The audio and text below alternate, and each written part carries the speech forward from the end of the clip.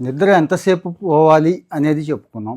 ఎటు తిరిగి పడుకోవాలి అనేది చెప్పుకున్నాము. బెడ్‌రూమ్ ఎలా ఉండాలి అనేది చెప్పుకున్నాము. ఏ టైంకి పడుకోవాలి అంటే రాత్రి మాత్రమే పడుకోవాలి, పగలు పడుకుంటే మనకి ఈ నిద్ర సమానం కాదు అంటే చాలా చాలా ఇబ్బందులొస్తాయని చెప్పుకున్నాము. మెలటోనిన్ హార్మోన్ దగ్గర నుంచి ఎంత ఇంబాలెన్స్ చేస్తుంది అనేది కూడా చెప్పుకున్నాము. ఇక నిద్రపోయే క్రమంలో దిండు, దుప్పట్లు వాటి గురించి చెప్పుకున్నాం. అయినా కానీ ఇవన్నీ ఫాలో అవుతున్నామండి. అయినా కానీ సరిగా నిద్ర పట్టట్లేదు, ఎక్కడో తేడా కొడుతోంది అనే వాళ్ళకి ఫుడ్ విషయంలో ఒక్కసారి చెక్ చేసుకోండి. అంటే ఇది కూడా చూడండి అని ఓ ఫేమస్ డైటీషియన్ చెప్పిన దాన్ని చెప్తున్నానండి. మెగ్నీషియం, బాడీలో మెగ్నీషియం సరిపడా అందకపోతే, మెగ్నీషియం అనే మూలకం సరిగా బాడీకి అందకపోతే నిద్ర పట్టకపోయే అవకాశం ఉంది అని చెప్తున్నారు. ఏం చేయాలి అంటారా?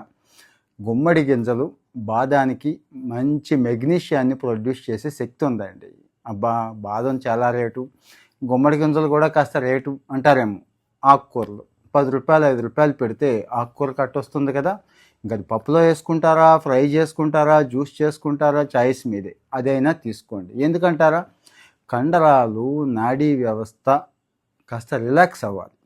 ఆ రిలాక్స్ అయ్యేలా చేసే, రిలాక్స్ చేయగలిగే కెపాసిటీ ఈ మెగ్నీషియానికి ఉంటుంది. సో చాలామంది తెలియక పాపం ఏసీ పెట్టుకుంటాం, లేకపోతే మంచి మెత్తటి పరుపు వేసుకుంటాం, ఇంకా చాలా కంఫర్ట్స్ ఉన్నాయి. అరోమా దగ్గర నుంచి, లైట్లు పూర్తిగా తీసేయడం దగ్గర నుంచి, నిద్రపోయే ముందు స్క్రీన్స్ జోలికి వెళ్ళకూడదు, అది కూడా దెబ్బేసేస్తుంది, ఇలాంటివి చాలా చెప్పుకున్నా. అయినా కూడా ఇవన్నీ చేస్తున్నా కూడా సరైన నిద్ర పట్టట్లేదు. ఓకే, ఇవన్నీ చేస్తున్నా చేయకపోయినా కానీ ఇంకా నాకు మంచి నిద్ర పట్టాలి, ఇప్పుడు పోతున్న దానికంటే ఇంకాస్త మంచి నిద్ర, కండరాలు ఇంకా పూర్తిగా రిలాక్స్ అవ్వాలి, బాడీ పూర్తిగా రిలాక్స్ అవ్వాలి అనుకునే వాళ్ళు ఈ మెగ్నీషియాన్ని తీసుకోండి. ఏ రూపంలో తీసుకోవాలో చెప్పాను కదా.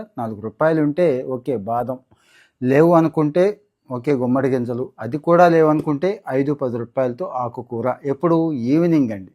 ఈవినింగ్ మీరు టిఫిన్ చేస్తున్నారా, భోజనం చేస్తున్నారా, జావ తీసుకుంటున్నారా, చాయిస్ మీదే.